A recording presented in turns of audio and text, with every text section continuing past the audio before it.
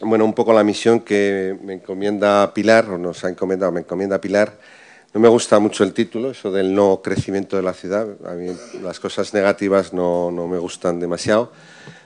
Mi pertenencia al mundo más de la acción que de la reflexión. Provengo del trabajo en rehabilitación de centros históricos desde el año 1983. Evolucionamos en Zaragoza a partir del año 2000 hacia el resto de la ciudad, una ciudad que puede ser representativa de muchas de nuestro país, que tiene 700.000 habitantes en la actualidad, que tiene unas 280.000 viviendas, de las cuales aproximadamente el 33% tienen más de 40 años. Esto más o menos es un poco el perfil medio de lo que pasa en el conjunto de España. Es decir, el desafío es importante. Bien. Volver la mirada sobre la ciudad construida. Tenemos claro que no podemos y no debemos seguir creciendo.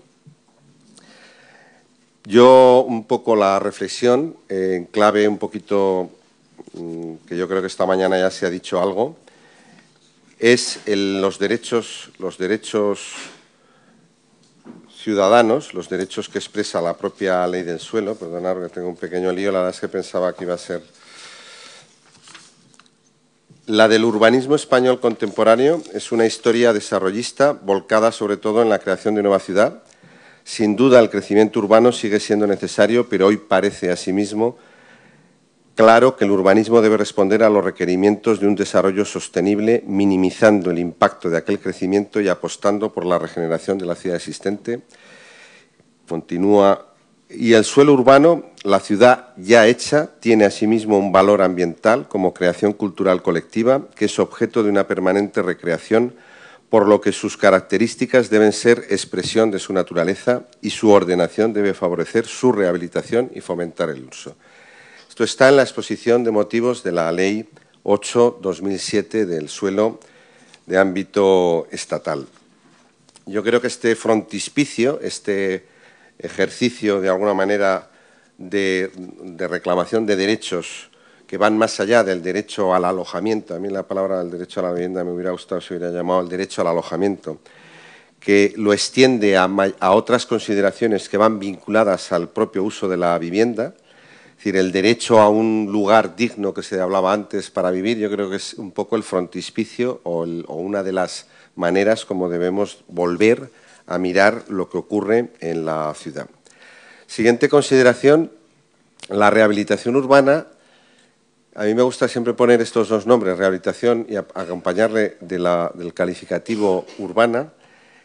Venimos explicando desde el año 83, los viejos rockeros que me comentaba Josep Roca con su hermana, que va más allá de una rehabilitación en términos patrimoniales, en términos de clave de conservación cultural, etcétera. Reclamamos una visión pluridimensional del término, es decir, es una opción diferente de mirar el conjunto del territorio y, por supuesto, la ciudad. Es una opción que tiene en la ciudad existente su objeto principal. Y es una opción que no se queda, insisto, en la rehabilitación singular, edificio a edificio, sino que es una concepción urbanística que tiene en el barrio, como también se ha dicho, su unidad de trabajo más importante en el marco de una reflexión general de la ciudad. A veces la crisis, tengo aquí un título, La crisis nos puede salvar. Bueno, es un título de un excelente artículo de Vicente Verdú del día 4 de enero del 2010 en El País, que recomiendo. Me da un poco de rabia que tenga que ser como consecuencia de la crisis del sector. Cuando hablamos de la crisis ya sabemos de qué crisis estamos hablando. Habría muchas de la crisis del sector inmobiliario, en fin, de todo lo que se ha hablado esta mañana, que tengamos que volver la mirada a la ciudad existente con toda la caterva de derechos que están, en mi opinión, conculcados o al menos no suficientemente desarrollados para hablar de esto. Pero bueno, la crisis nos puede salvar. En ese artículo, que dice muchas cosas, hay una cosa que me ha parecido sugerente y pienso que puede ayudarnos en el día de hoy. Las crisis tienen, entre otras cosas, dos efectos, dice. Un efecto revelador. Asistimos a una realidad que no conocíamos. Las crisis de repente nos ponen en situación, como hemos visto hoy un poco anodadados cuando nos ha dado los datos Jesús. nos pone en una situación a la que no estamos acostumbrados. Eso, el tener una mirada diferente, yo creo que ayuda a resolver algunos problemas y al mismo tiempo desencadena un movimiento de fuerzas no solo destructivas, no solo negativas, no solo de desconcierto, sino que provocan ese efecto de transformación, de invención, de necesidad, de algún modo, de imaginar nuevas soluciones. Yo creo que eso es un buen camino para seguir trabajando. La necesidad de un cambio del paradigma, seguimos un poco del desarrollismo al paradigma de la rehabilitación. Alguna de esas cosas ya se ha dicho. Solo, y aquí aprovecho para contestar a una pequeña cosa que me ha parecido provocadora de Julio Tejedor, bueno, provocadora a lo mejor no era la intención, cuando hablaba de que el problema de los terrenos, en fin, de la situación un poco inmobiliaria, era un problema de haber medido mal los riesgos las entidades financieras. Bueno, está claro que sí que ha ocurrido eso, pero yo no excluiría de una cierta responsabilidad un poco alocada de las administraciones locales y, por qué no decirlo también, autonómicas, que al hilo del problema de la financiación de las administraciones locales, al hilo de la locura general en la que estábamos, yo creo que no han sabido medir bien. Yo creo que hay una responsabilidad del sector financiero que finalmente ha medido mal sus riesgos, pero sin duda alguna ha sido alentado. Tú comentabas la anécdota de que al mismo tiempo que hay una comisión provincial del territorio que está aprobando esa mañana no sé qué, bueno, pues a lo mejor esa comisión provincial del territorio debería haberse tentado un poco más, digo, bueno, lo simplifico el discurso, ¿no? Pero aprovecho un poco para comentar.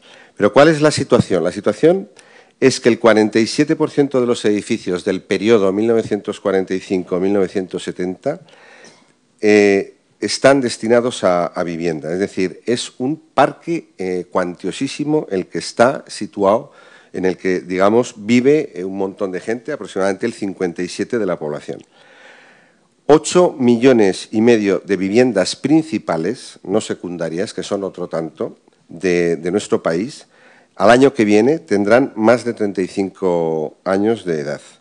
Y 5,5 millones, que no es una cantidad pequeña, tendrán más de 45 años.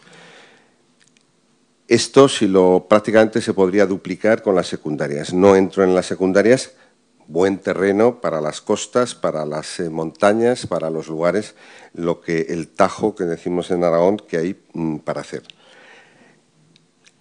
La importancia del barrio como espacio de convivencia. Es necesario la puesta en valor de muchos de ellos.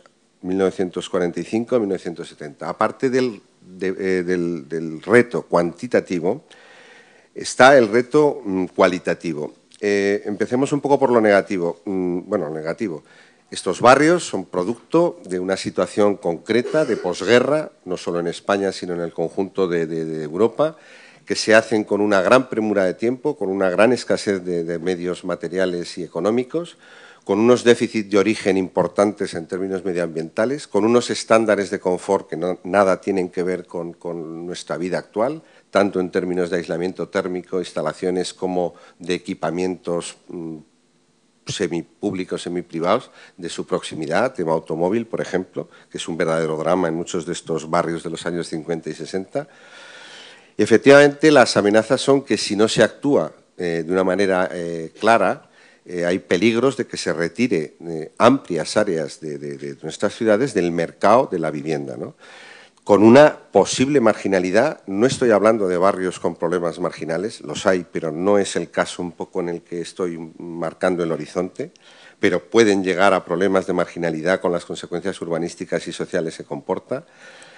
El abandono o escasa utilización de infraestructuras y equipamientos que existen. En determinados barrios de Zaragoza, si no hubiera sido por la llegada de la inmigración en los últimos 5 años, hubiera habido que cerrar colegios, o sea, que estaban perfectamente equipados, en consecuencia institutos. En paralelo, hay un problema en los nuevos crecimientos que no hay esos colegios. Claramente, en términos de ciudad, es una ciudad insostenible y un poco que representa la mentalidad de nuevos ricos. Es decir, mientras no tenemos